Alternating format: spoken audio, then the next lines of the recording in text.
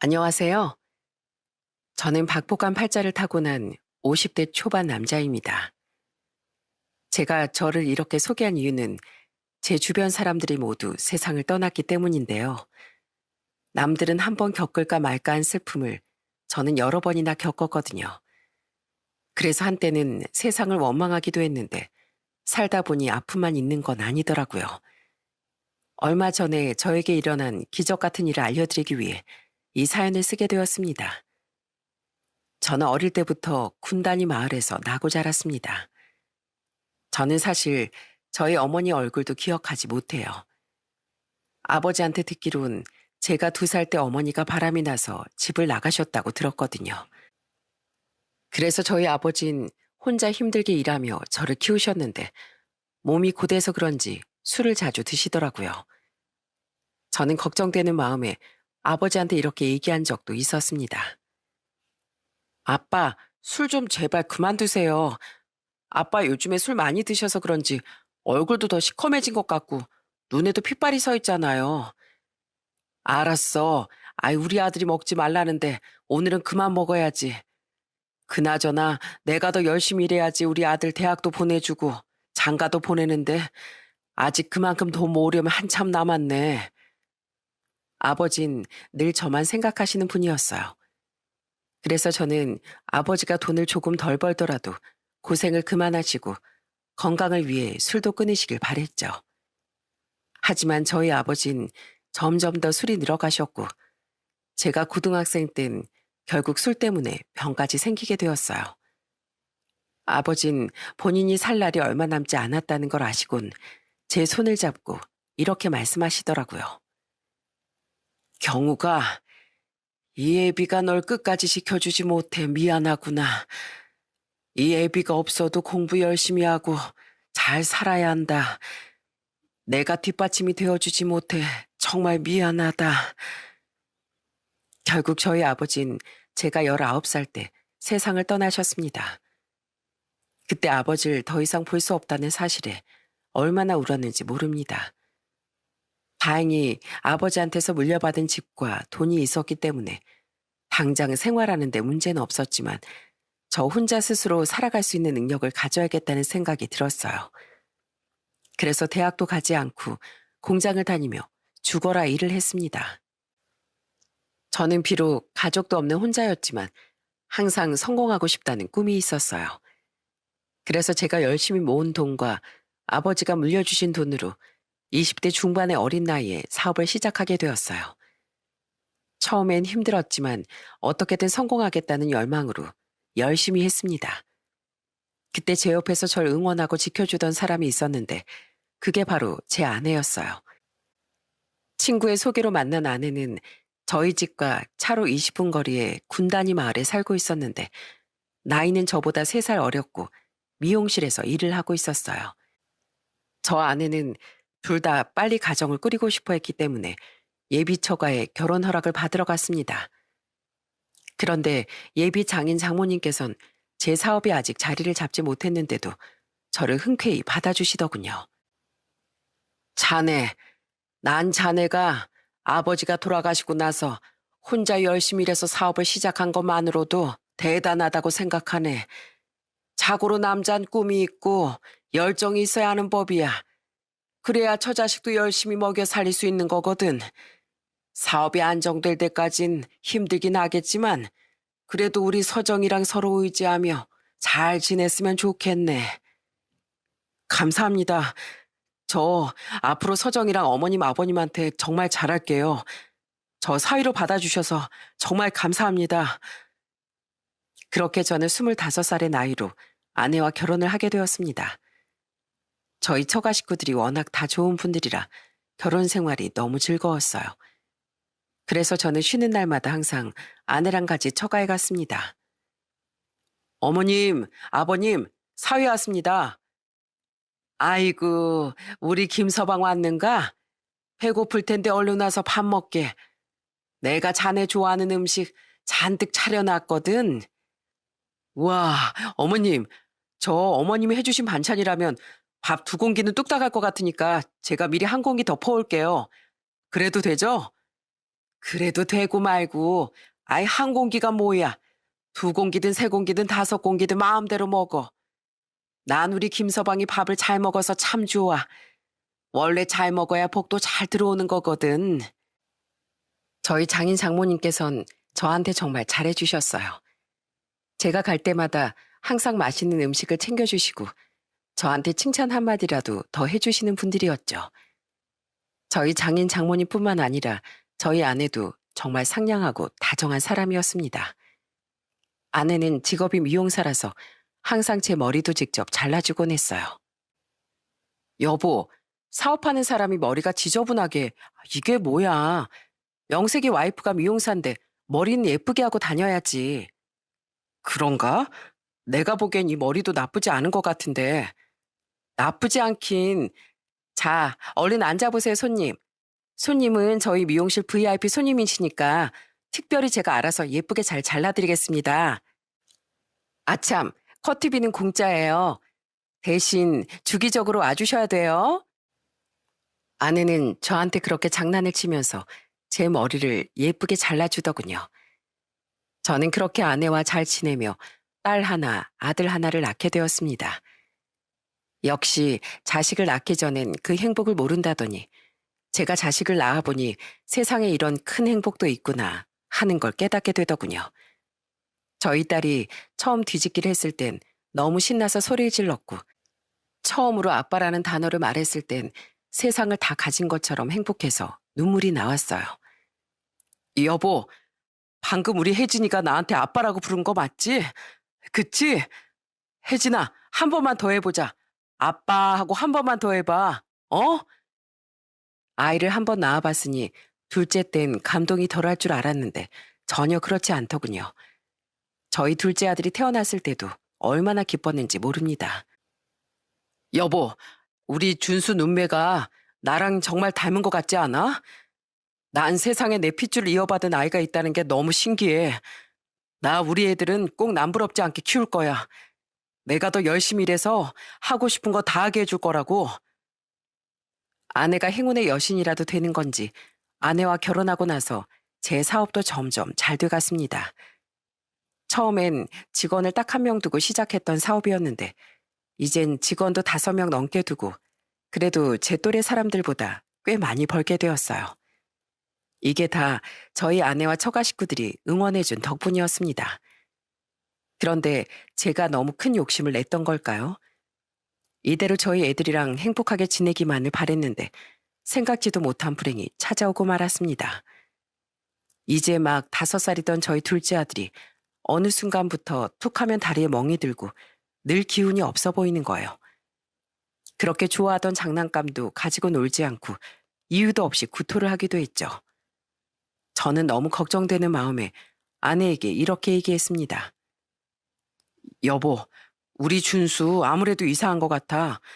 동네 병원 말고 큰 병원 가서 정밀 검사를 좀 해보자. 내가 봤을 땐 이거 그냥 넘어가면 안 될 일인 것 같단 말이야. 그렇게 큰 병원에서 검사를 해본 저희 부부는 청천벽력 같은 소식을 듣고 말았습니다.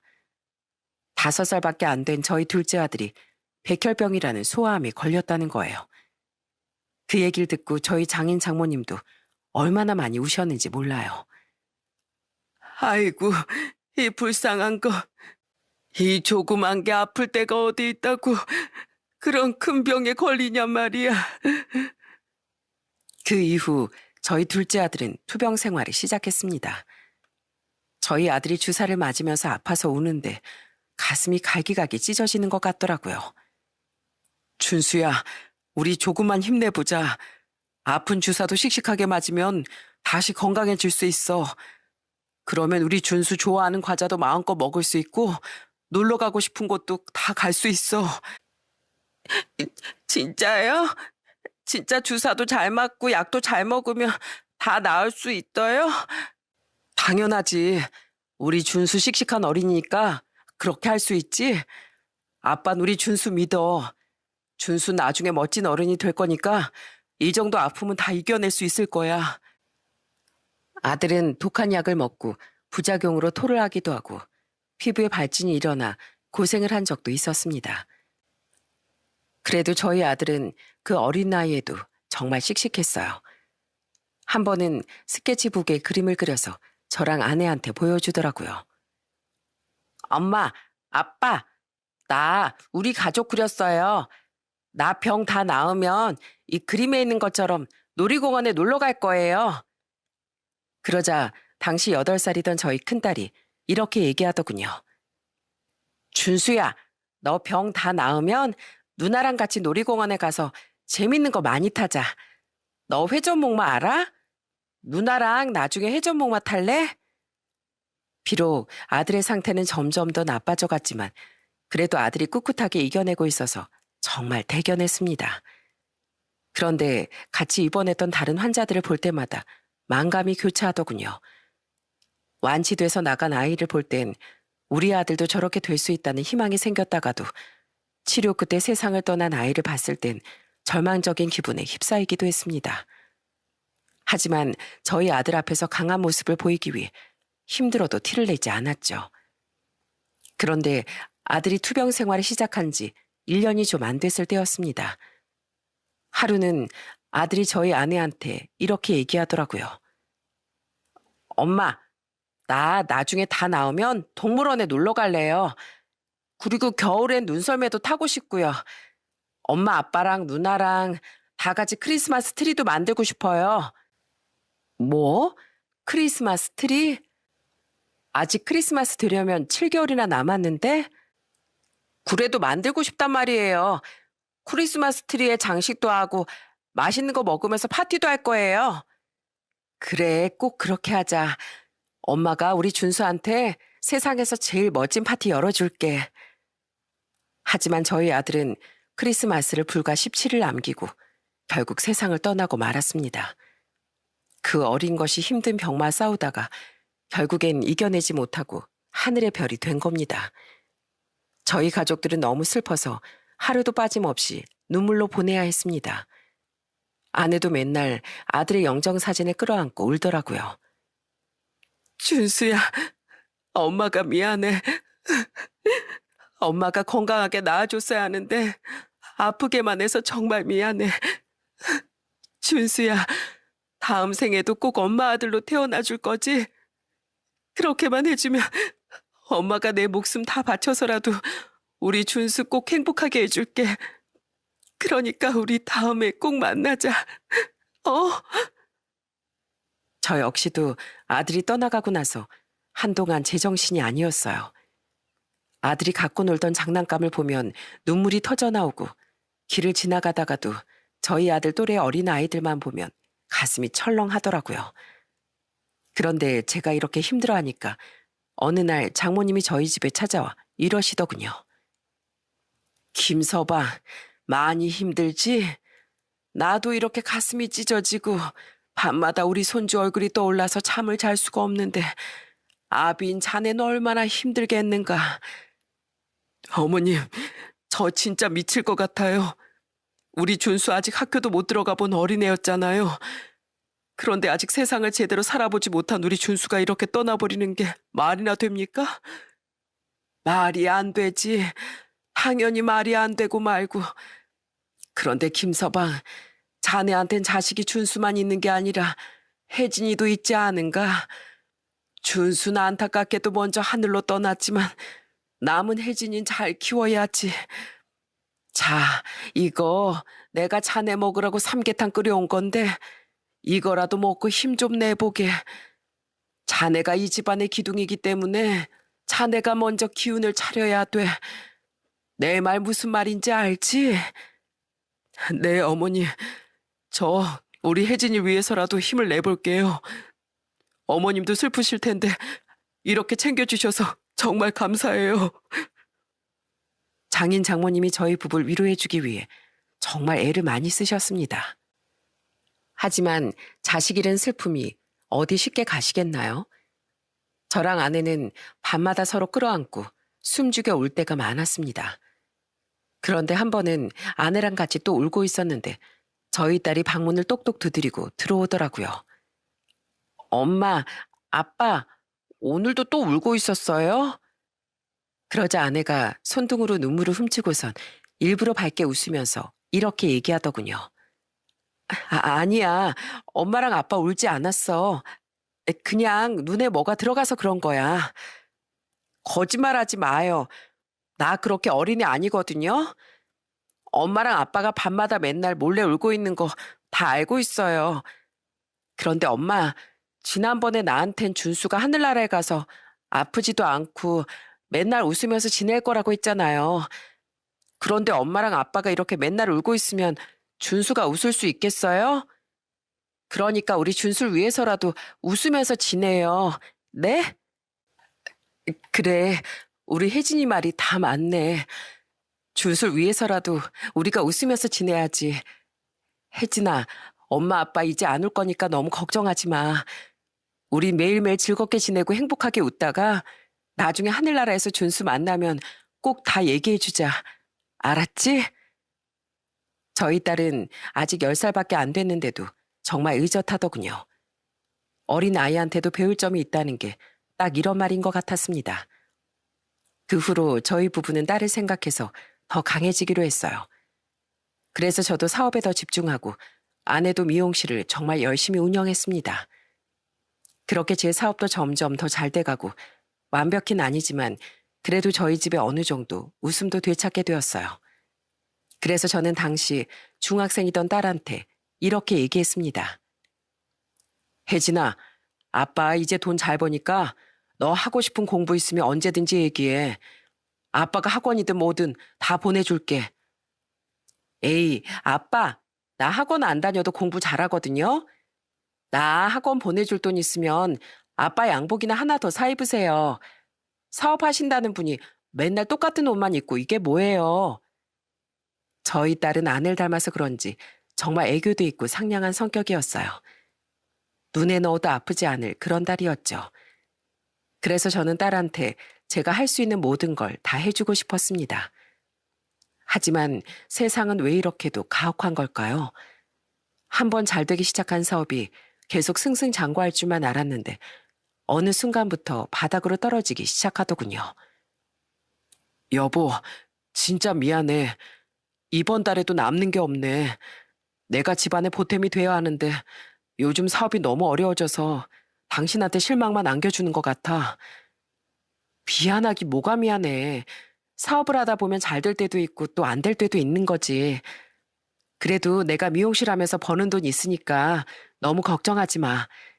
지금처럼 열심히 하다 보면 다시 잘 될 때도 올 거야. 저는 어떻게든 사업을 다시 일으켜보려고 수도 없이 노력을 했지만 잘 되지 않더군요.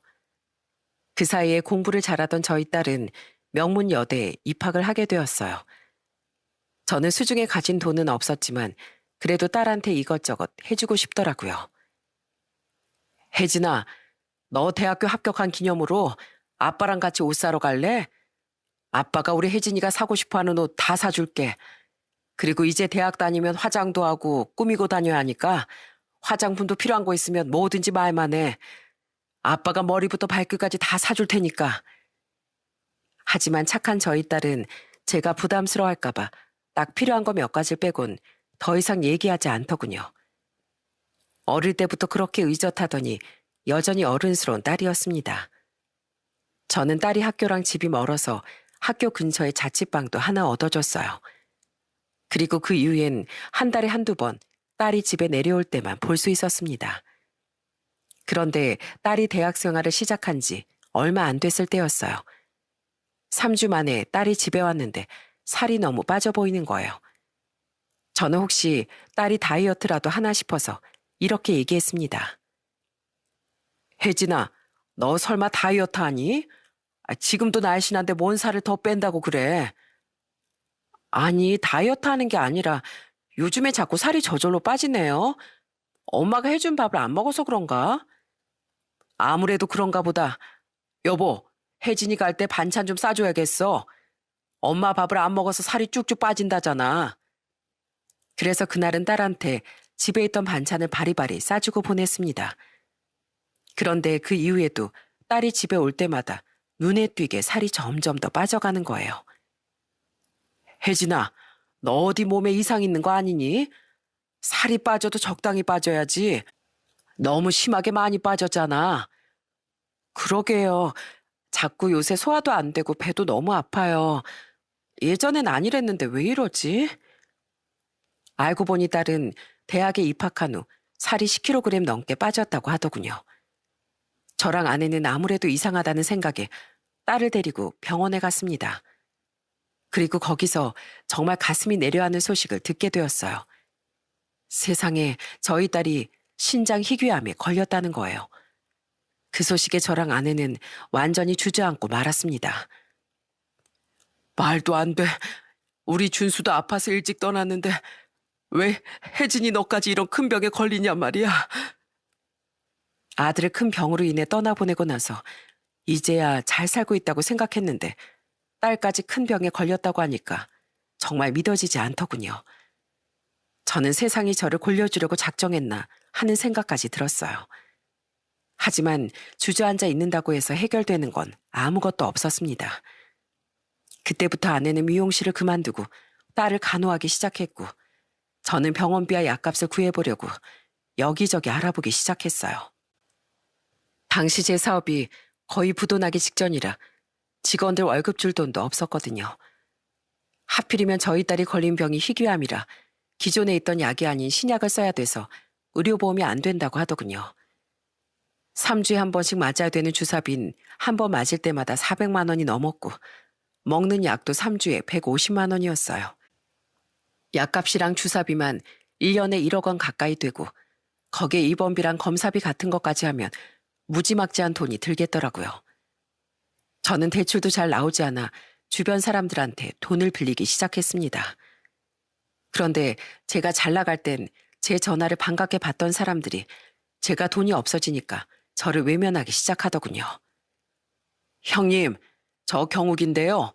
다름이 아니라 저희 딸이 지금 큰 병에 걸려서 병원비가 많이 모자란데 제가 꼭 갚을 테니까 조금만 도와주시면 안 될까요? 경욱아, 나 지금 출장 와 있어서 정신이 없거든. 나중에 다시 통화하자. 이런 식으로 말을 돌리고 연락이 끊기는 사람들이 한둘이 아니었습니다. 역시 사람은 돈을 따라간다고 제가 돈이 없어지니 주변 사람들이 다 저를 떠나더군요. 저는 너무 속상해서 그만 딸 앞에서 눈물을 흘리고 말았어요. 난 아빠 자격도 없어. 딸이 다 죽어가는데 치료비 하나 마련 못하고 나 같은 건 아빠도 아니야. 아빠, 울지 마요. 아빠가 우리 가족 먹여 살리려고 사업하다가 잘 안 된 건데 그게 아빠 잘못은 아니잖아요. 나 돈 없어서 치료 못 받는다고 해도 아빠 원망 안 해요. 아빠가 그동안 우리를 위해서 얼마나 고생했는지 내가 뻔히 아는데 내가 겨우 그런 걸로 아빠를 원망하겠어요? 그러자 옆에 있던 아내도 저한테 이렇게 얘기하더군요. 여보, 우리 혜진이 치료비 당신이 못 구하면 내가 구하면 돼. 내가 어떻게든 알아볼 테니까 당신은 걱정하지 말고 있어. 저는 가장으로서 가족들한테 힘이 되어주지 못한다는 게 너무 미안하더군요. 그래서 어떻게든 돈을 벌어야겠다는 생각에 사업을 그만두고 지방에 내려가 건설 현장에서 일을 하고 대리운전도 뛰면서 아내한테 돈을 보냈어요. 아들이 일찍 떠났기 때문에 딸만큼은 꼭 살리고 싶었거든요. 그런데 하루는 2주 만에 집에 올라갔는데 아내가 저한테 이러더라고요. 여보, 내가 치료비 좀 구해왔으니까 너무 무리하지 마. 이러다가 당신까지 쓰러져. 뭐? 당신이 그 돈 어디서 구해왔는데? 우리 엄마가 해주셨어. 그러니까 괜히 악착같이 돈 번다고 무리하지 말고 쉬면 살아 말이야. 저는 장모님이 돈을 빌려주셨다는 말에 너무 감사하더라고요. 그래서 처가에 찾아가 장인 장모님한테 감사하다고 인사를 했습니다. 어머님, 아버님, 정말 죄송하고 감사합니다. 저희 딸 치료비는 제가 마련했어야 했는데 이렇게 손 벌리게 돼서 정말 죄송해요. 그래도 돈 빌려주신 덕분에 어느 정도 부담은 덜었습니다. 그러자 장인어른이 깜짝 놀라며 이렇게 얘기하더군요. 자네 지금 무슨 소리 하는 거야? 우리가 돈을 빌려줬다고? 그런데 옆에 있던 장모님께서 장인어른의 말을 뚝 자르시더니 이렇게 말씀하시더군요. 맞네, 맞아. 내가 그 돈 빌려줬어. 우리 손주 병원비인데 당연히 우리가 빌려줘야지. 저는 그 모습을 보고 장모님이 장인어른 몰래 돈을 빌려주신 건 줄 알았습니다. 그런데 그 이후에도 아내가 자꾸 지인들한테 빌렸다면서 돈을 가져왔어요. 제 주변엔 돈 빌려주는 사람이 아무도 없었는데 아내가 워낙에 인간관계가 좋은 덕분인지 여기저기서 많이 빌려주나 보더라고요. 그렇게 저희 부부는 하나밖에 안 남은 딸을 살리기 위해 고군분투를 했습니다. 하지만 정말 불행하게도 저희 딸은 3년 만에 결국 암을 이겨내지 못하고 세상을 떠나게 되었어요. 그때 아내는 정말 미친 사람처럼 큰 소리로 울더라고요. 혜진아, 너까지 가버리면 엄마는 어떻게 살라고. 제발 가지 마. 엄마가 이렇게 빌게.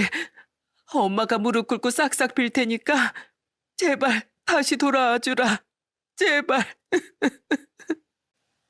사람 사는 게 이렇게 허망할 수가 있나요? 자식 둘을 모두 다 잃은 이 심정을 겪어보지 못한 분들은 아마 모르실 겁니다. 옛말에 자식을 잃은 슬픔이 창자가 다 끊어지는 아픔이라고 하죠. 저희 부부는 그걸 2번이나 겪었으니 아주 사는 게 아니었습니다. 저 역시도 너무 비통한 마음에 허공을 향해 소리도 질러보고 사람들이 쳐다보고 말건 길에서 엉엉 울기도 했어요. 하지만 아무리 슬퍼도 저희 부부에겐 해결해야 될 게 남아 있었습니다. 아내가 지인들한테 빌려온 돈을 갚아야 했거든요. 그래서 저는 딸을 잃은 슬픔에 매일 밤 울면서도 지방에 내려가 계속 건축 현장에서 일을 했습니다. 그리고 2주에 한 번씩 집에 올라갔어요. 그런데 한 번은 집에 올라갔는데 아내가 절 보자마자 물건을 집어던지며 소리를 지르는 거예요. 당신이 여길 왜 와? 나 당신 얼굴 꼴도 보기 싫어.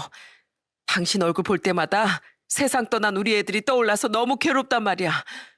나 혼자 있고 싶으니까 제발 나가. 제발 나가라고. 여보, 도대체 왜 이래? 우리 애들은 그렇게 됐지만 우리끼리라도 힘을 내고 열심히 살아야지. 필요 없어. 나 당신 얼굴 보는 거 아주 지긋지긋하단 말이야. 맨날 노가다 현장에서 일하느라 얼굴 시커매진 것도 보기 싫고 손바닥에 굳은 살 베긴 것도 아주 꼴 보기 싫어 죽겠어. 그러니까 나가. 나 혼자 있고 싶다니까. 그때까진 아내가 슬픔을 견디지 못해 저한테 그걸 쏟아내고 있는 거라고 생각했어요. 그런데 시간이 지날수록 점점 그게 아닌 것 같더군요. 예전엔 수수하게 다니던 저희 아내가 어느 순간부터 짙은 화장을 하고 다니고 안 뿌리던 향수까지 뿌리는 거예요. 게다가 집에 못 보던 옷까지 있더라고요. 그래서 한 번은 도대체 요새 뭐라고 돌아다니냐고 물어보니까 아내가 이렇게 얘기하더군요. 내가 뭘 하고 다니든 당신이 무슨 상관이야? 내 인생이니까 내가 알아서 해. 당신은 그냥 다시 내려가서 맨날 하던 막노동이나 해. 아낸 그 이후에도 저랑 연락도 잘 안 되고 오랜만에 저를 봐도 맨날 짜증만 내기 일쑤였습니다. 예전에 제가 알던 착하고 다정하던 아내는 완전히 사라져 있었어요. 그런데 딸이 세상을 떠난 지 1년쯤 됐을 때였습니다. 또 지방에서 일을 하고 2주 만에 집에 돌아갔는데 저희 집 앞에서 깜짝 놀랄 만한 광경을 보게 되었어요. 세상에 어떤 남자가 저희 집에서 나오고 있는 겁니다. 처음엔 제가 다른 집이랑 착각한 줄 알았는데 아무리 봐도 저희 집이 맞더라고요. 저는 그제서야 그동안 아내가 왜 행동이 이상해졌는지 퍼즐이 맞춰지는 기분이었습니다. 그래서 저는 집에 들어가 아내한테 이렇게 얘기했어요. 당신, 방금 우리 집에서 나간 그 남자 누구야? 나 없을 때 도대체 어떤 놈을 우리 집에 들이는 거냐고? 그러자 아내는 처음엔 깜짝 놀란 표정을 짓더니 이내 아무렇지도 않은 말투로 이렇게 얘기하더군요. 아, 들켰네. 여보, 미안한데 나 만나는 사람 있어. 그러니까 우리 이혼하자. 뭐라고? 당신 지금 나 몰래 바람 피우고 있었다는 얘기야? 그래, 나 딴 남자 만나고 있었어. 나 솔직히 당신이랑 사는 거 너무 지긋지긋해. 당신처럼 능력 없는 사람 아주 이골이 난다고. 우리 딸이 이렇게 된 것도 다 당신 탓이야. 당신 능력이 있었으면 우리 딸 더 좋은 약 쓰고 낳을 수도 있었던 거잖아. 뭐라고? 그래서 우리 딸이 그렇게 된 게 다 나 때문이니까 나랑 이혼하겠다는 거야? 당신 원래 이런 사람 아니었잖아. 여태까지 우리 애들 그렇게 되는 동안 나랑 서로 의지하면서 같이 힘내왔었잖아. 그런데 갑자기 딴 남자를 만나는 건 뭐고 이혼하자는 얘기는 뭔데? 무슨 말인지 못 알아들어? 나 당신이랑 살기 싫다니까. 나도 당신같이 능력 없는 남자 말고 돈 많은 남자 만나서 새 출발할 거야. 어차피 이제 우리 사이에 자식도 없잖아. 그럼 그냥 이혼 도장 찍고 갈라서기만 하면 끝 아니야? 나 솔직히 여태까지 당신이랑 살면서 숨 막혀 죽는 줄 알았어. 당신 사업은 망해가지 우리 딸은 아프지. 그 사이에서 나 혼자 아등바등 하느라 너무 힘들었다고. 그러니까 나도 이제 제발 숨 좀 쉬고 살아보자. 나도 사람답게 좀 살아보자고. 내가 능력이 없는 건 진짜 미안해. 그런데 아무리 그래도 이건 아니잖아. 아무리 내가 싫어도 그렇지. 어떻게 다른 남자랑 바람을 피울 수가 있어? 저는 아내가 저를 두고 바람을 폈다는 사실을 믿을 수가 없어 계속 아내를 설득해 보려고 했습니다. 하지만 아내는 저랑 이혼하겠다는 생각이 정말 완강하더군요. 그런데 제가 쉽게 받아들이지 않자 아내가 마지막으로 저한테 이렇게 얘기하더라고요. 여보, 아니 김경욱 씨, 제가 이렇게 마지막으로 부탁드릴게요. 우리 그동안 너무 힘들었잖아요. 제발 이 힘든 고리 끊어내고 각자 인생 삽시다. 제가 이렇게 부탁할게요. 제발요. 아내가 마치 남한테 얘기하듯 존댓말까지 하며 그렇게 얘기하자 저는 순간 심장이 쿵하고 내려앉는 기분이 들더군요. 아내가 그렇게까지 간곡하게 부탁할 정도로 제가 못난 남자였구나 하는 생각이 들었어요. 그렇게 착하디 착한 아내를 이렇게 만든 게 저인 것 같아 너무 미안하더라고요. 그래서 저는 결국 아내를 놓아주기로 했습니다. 그 후 아내가 저랑 이혼하고 짐을 싸서 집을 떠나던 날 저한테 이렇게 얘기하더군요. 나 이제 갈게. 나 이제부터 당신이랑 살 때와는 다르게 호강하면서 살 거야. 나 지금 만나는 남자가 돈도 많고 능력도 좋거든. 그러니까 당신도 나 같은 여자는 있고 좋은 사람 만나서 큰 소리 치며 잘 살아. 아내는 그 말을 끝으로 뒤돌아서 매정하게 가버리더군요. 솔직히 아내한테 배신감이 안 들었다면 거짓말입니다. 하지만 거울 속 제 모습을 보니 너무 초라하더군요. 노가다 작업복에 매달 빚 갚느라 통장에 30만 원도 없는 저 같은 남자를 어떤 여자가 좋아하겠어요? 그래서 한편으론 아내한테 미안하면서도 또 한편으론 너무 화가 났습니다. 저희 어머니도 바람이 나서 절 버리고 갔는데 이제는 제 아내까지 다른 남자와 바람을 피워 저를 떠났다는 사실에 분노가 치밀어 올랐어요. 저는 세상 모든 사람이 바람을 피워도 저희 아내만큼은 안 피울 거라고 생각했거든요. 그 후 저는 가족을 모두 잃었다는 사실에 더 이상 한국에 있고 싶지도 않더군요. 그래서 전처와 이혼을 한 후 바로 싱가포르로 떠났어요. 주변 사람들한테 이혼했다는 사실도 얘기하지 않고 그냥 저 혼자 조용히 사라졌습니다. 그리고 그때부터는 싱가포르에서 열심히 일만 하면서 살았어요. 솔직히 힘들기도 정말 힘들었습니다. 자식 둘은 병으로 세상을 떠났지, 아내는 바람을 펴서 이혼했지. 어떤 사람이 이런 상황에서 제정신으로 있을 수 있겠어요? 하지만 전 어떻게 해서든지 삶을 이어나가려고 어금니를 꽉 깨물고 노력했습니다. 한 번씩 저희 애들 사진을 보면서 이렇게 얘기하기도 했어요. 혜진아, 준수야, 하늘나라에서 잘 지내고 있지? 아빠가 엄마랑 같이 잘 지내는 모습 보여줘야 되는데 그러지 못해서 정말 미안해. 나중에 하늘나라에서 만나면 아빠가 그동안 못해줬던 거 다 해줄 테니까 꼭 기다려줘. 알았지? 그렇게 저는 저희 애들과 일만 생각하며 하루하루 열심히 일했습니다. 그렇게 살다 보니 어느덧 타국 생활에 적응도 되고 돈도 조금씩 다시 모을 수 있게 되었어요. 어느새 정신을 차려보니 제가 싱가포르에 온 지도 벌써 5년이 되어 있더라고요. 저는 그제야 한국에 한번 들어가 봐야겠다는 생각을 했습니다. 그동안 저희 아버지의 산소를 돌보지 못했던 게 너무 죄송했거든요. 그렇게 5년 만에 벌초를 하기 위해 한국에 들어왔는데 마침 그날이 전처의 생일이더라고요. 이제 부부는 아니지만 애들 엄마 아빠로서 가끔 연락은 하고 싶다는 생각에 전처에게 전화를 했습니다. 그런데 전화번호를 바꿨는지 없는 번호라고 나오더군요. 그래서 전처가 잘 살고 있는지 궁금한 마음에 전 장모님한테 전화를 했는데 전 장모님도 전화를 받지 않으셨어요. 그래서 저는 어차피 아버지 산소가 전처가랑 20분 거리밖에 안 돼 벌초를 하기 전에 전처가에 방문했습니다. 전 장모님은 절 보자마자 깜짝 놀라시더군요. 아니, 자네가 여긴 어쩐 일인가? 어머님, 그동안 잘 지내셨어요? 저 외국에 나갔다가 오랜만에 한국에 들어왔는데 애들 엄마도 전화를 안 받고 어머님도 안 받으시길래 그냥 무작정 이렇게 찾아왔어요. 그나저나 애들 엄만 요새 잘 지내나요? 이혼은 했지만 그래도 안부 정도 묻고 살고 싶어서요. 그러자 장모님은 당황하셨는지 한동안 말씀이 없으시더니 한숨을 푹 쉬며 이렇게 말씀하시더군요. 우리 서정이 이제 세상에 없네. 2년 전에 교통사고로 세상을 떠나버렸어.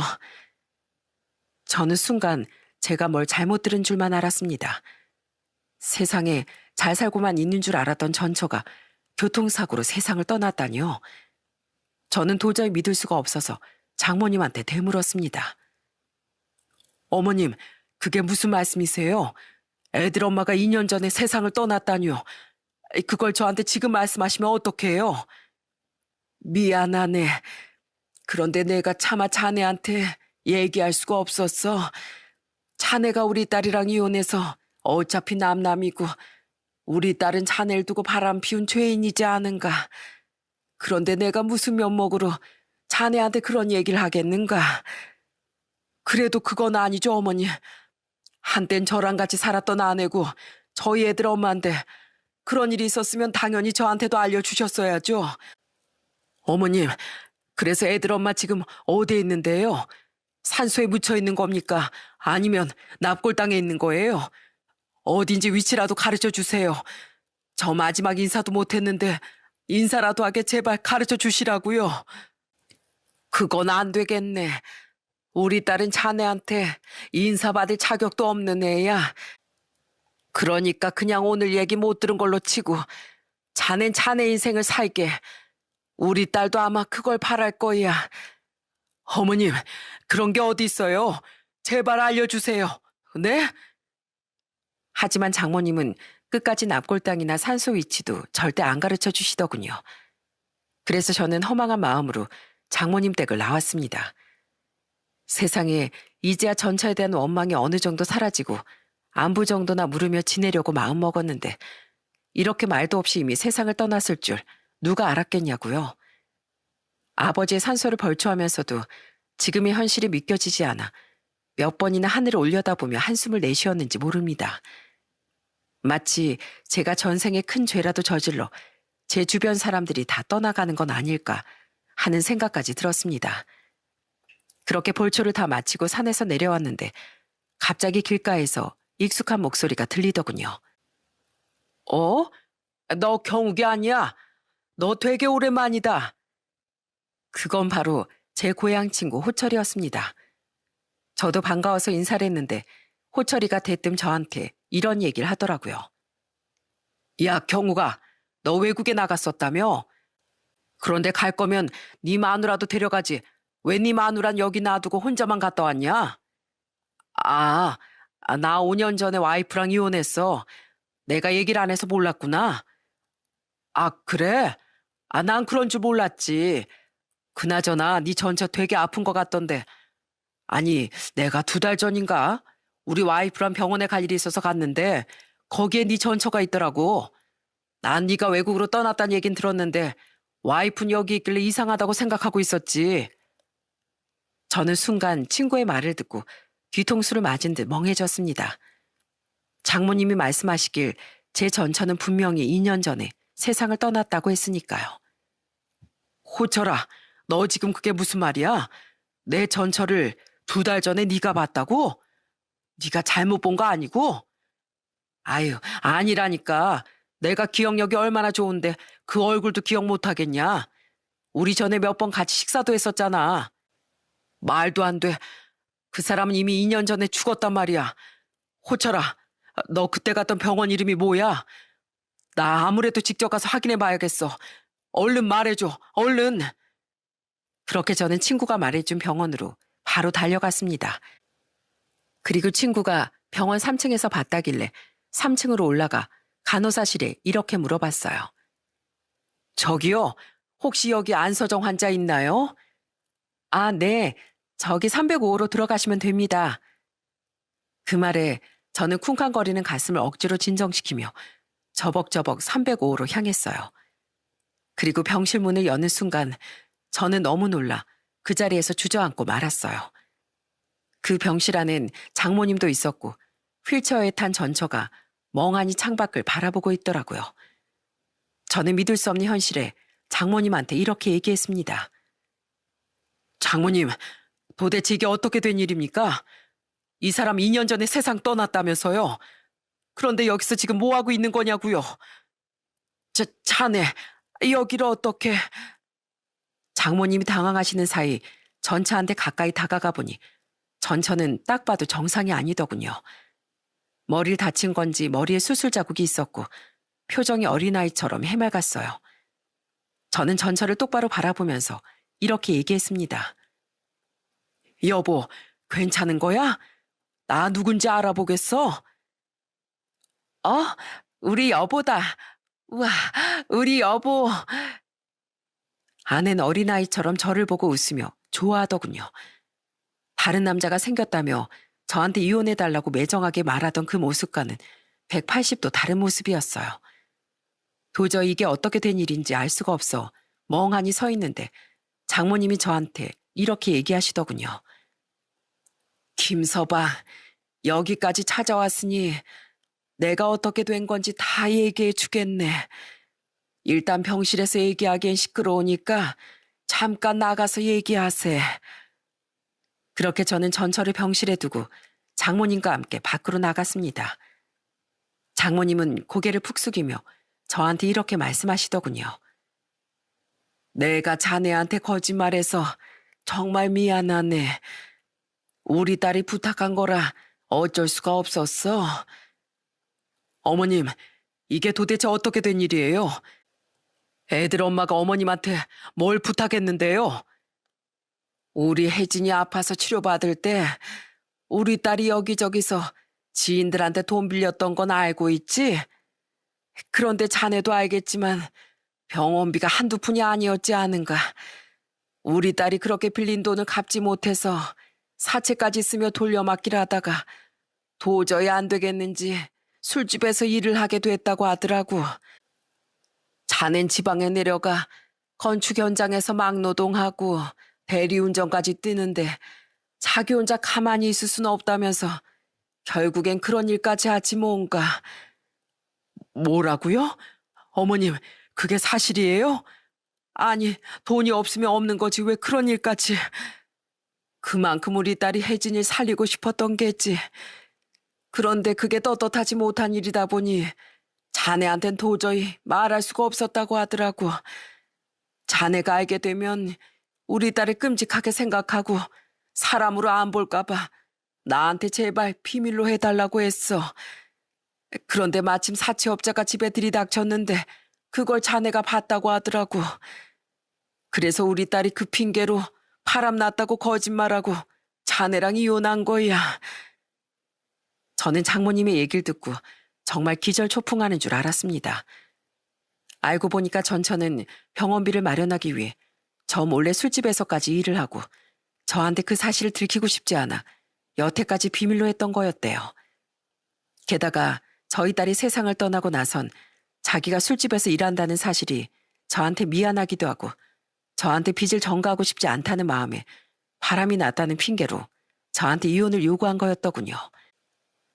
장모님은 그 모든 사실을 알고 계셨지만 전처가 제발 저한테 말하지 말아달라고 신신당부라는 통에 여태까지 말씀을 못하셨다네요.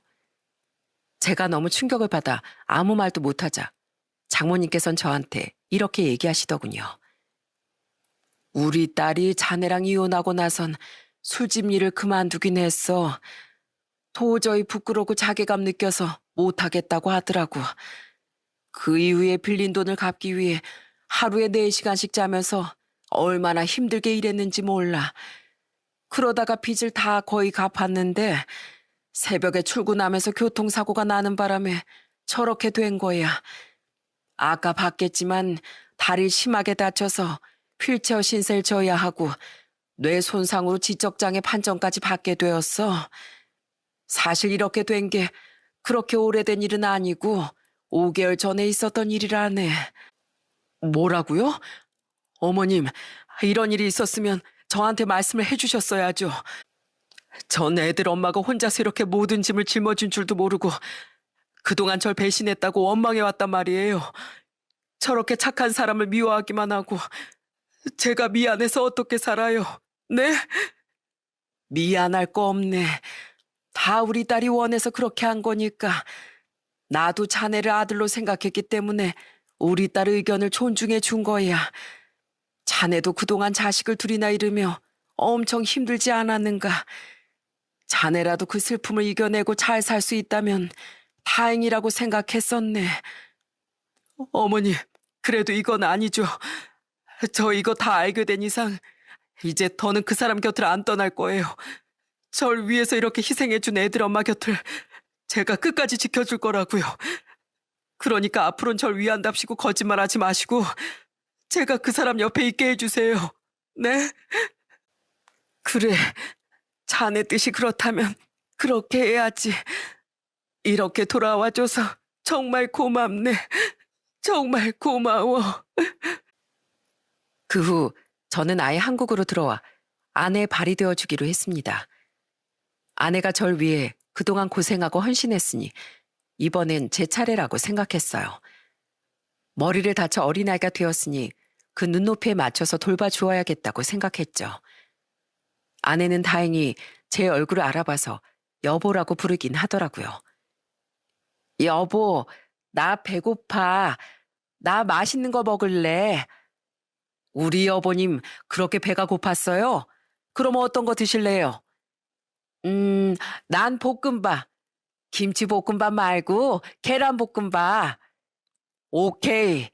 내가 우리 여보님을 위해서 맛있는 계란볶음밥 해줄게요. 어린아이 같아진 아내의 모습이 이상하다기보단 귀엽고 사랑스럽게 느껴지더군요.